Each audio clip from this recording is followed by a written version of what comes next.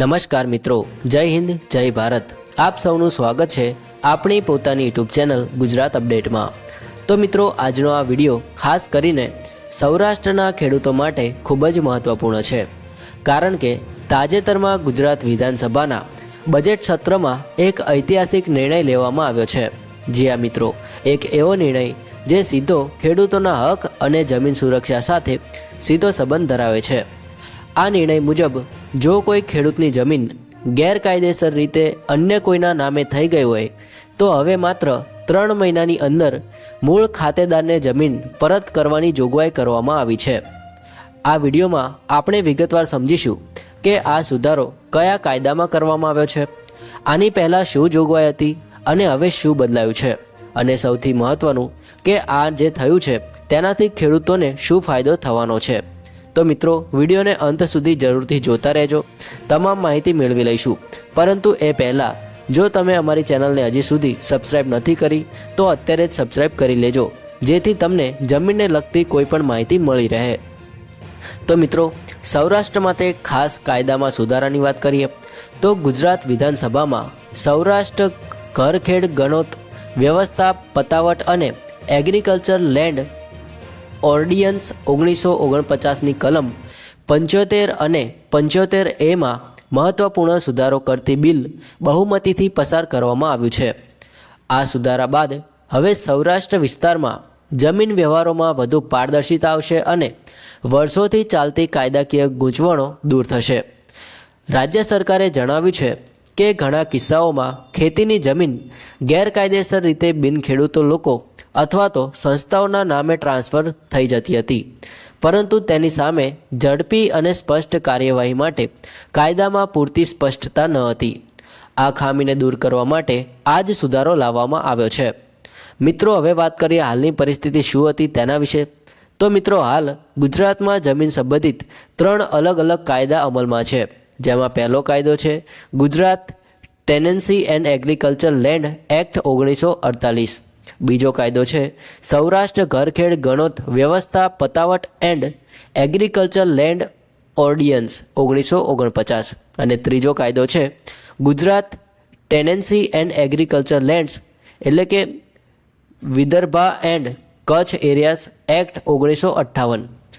3 અલગ અલગ કાયદા હોવાને કારણે લોકોમાં કન્ફ્યુઝન રહેતું હતું અને કાર્યવાહી પણ મોડે થતી હતી।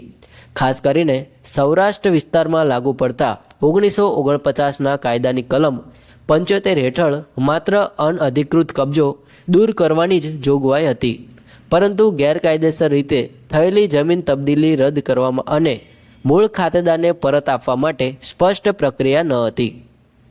કલમ 75A હેઠળ દંડની જોગવાઈ હતી, પરંતુ દંડ ભરવા માટે કોઈ ચોક્કસ સમય મર્યાદા ન હોવાથી કેસ વર્ષો સુધી લટકતા રહેતા હતા। હવે મિત્રો, વાત કરીએ કે હવે શું બદલાયું છે તેના વિશે।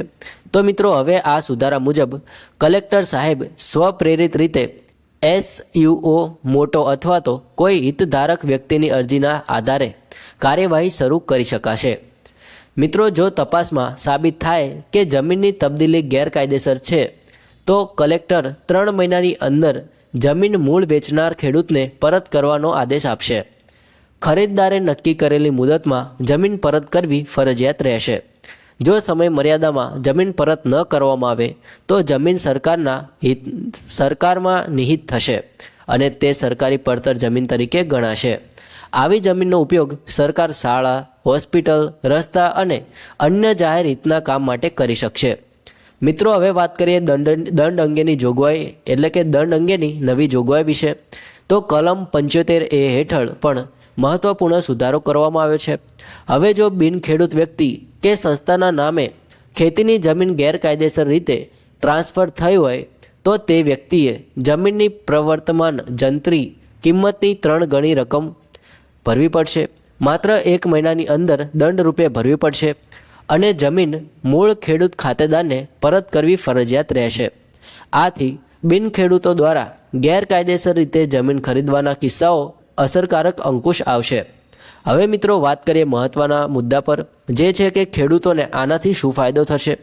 તો મિત્રો, આ સુધારાથી ખેડૂતોને મળનારા મુખ્ય ફાયદાની વાત કરીએ તો પહેલો ફાયદો છે ઝડપી ન્યાય।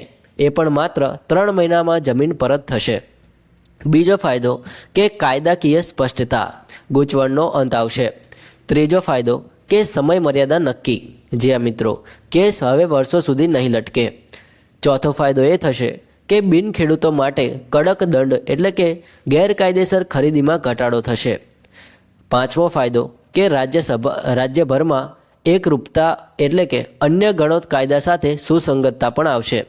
મિત્રો, જમીન ખેડૂત માટે માત્ર સંપત્તિ નથી, તે તેની આજીવિકા, તેની ઓળખ અને તેના પરિવારનું ભવિષ્ય છે. આ સુધારો ખેડૂતના હક અને સન્માનનું રક્ષણ કરે છે. હવે મિત્રો વાત કરીએ કે અમલ ક્યારથી થશે. તો મિત્રો, આ સુધારો 5 જાન્યુઆરી 2015થી લાગુ કરવા સૂચવવામાં આવ્યો છે, જેથી અન્ય ગણોત કાયદાઓ સાથે એકરૂપતા રહે. રાજ્ય સરકારે સ્પષ્ટ કર્યું છે કે કાયદાનો એક સમાન અમલ થવાથી વહીવટી કાર્યક્ષમતા વધશે અને કાયદાકીય વિવાદોમાં ઘટાડો થશે. મિત્રો, મુખ્ય સંદેશની વાત કરીએ તો વર્ષોથી ઘણા ખેડૂતો પોતાની જ જમીન માટે કોર્ટ કચેરીના ચક્કર કાપતા હતા. હવે આ સુધારા પછી ગેરકાયદેસર તબદીલ અટકશે, મૂળ ખાતેદારને ઝડપી ન્યાય મળશે અને જમીન વ્યવહારમાં પારદર્શિતા આવશે. આ બિલ વિધાનસભામાં બહુમતીથી પસાર થયું છે અને અમલમાં આવ્યા બાદ ખાસ કરીને સૌરાષ્ટ્રના ખેડૂતો માટે ખૂબ જ લાભદાયી સાબિત થશે. મિત્રો, આ માહિતી તમને ઉપયોગી લાગી હોય તો વિડીયોને લાઇક કરજો. આપણી ચેનલ ગુજરાત અપડેટને સબસ્ક્રાઇબ કરવાનું ભૂલશો નહીં. ખેડૂતો, સામાન્ય માણસ અને જમીન સંબંધિત તમામ નવીનતમ અપડેટ માટે ચેનલ સાથે જોડાયેલા રહો. જય હિન્દ, વંદે માતરમ.